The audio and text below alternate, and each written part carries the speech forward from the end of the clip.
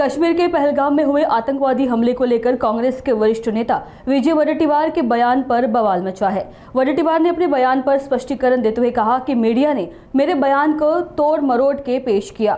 इसे लेकर उन्होंने माफी भी मांगी। वह नागपुर में मीडिया से बात कर रहे थे।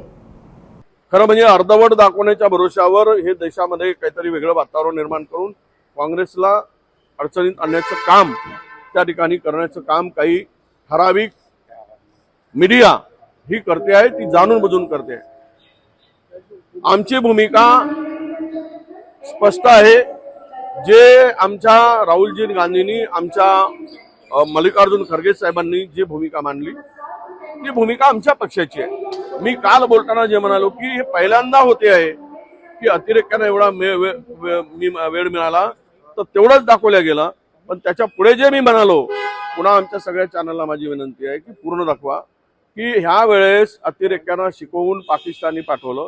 या देशामध्ये अंतर्गत यादवी व्हावी म्हणून धर्म विचारला गेला, धर्म विचारून मारला गेला आणि हा देश कमजोर करायचा, या देशाच्या एकात्मतेला, सार्वभौमतेला, अखंडतेला हा खिंडार पाडायची होती।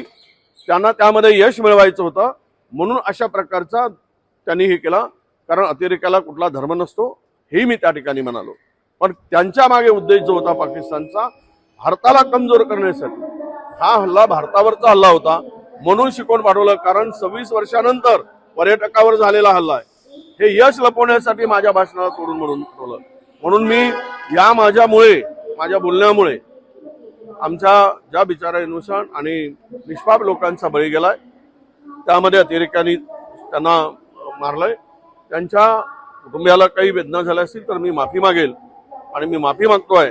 पण मीडियानाही माझी विनंती आहे की भाषण पूर्ण दाखवा।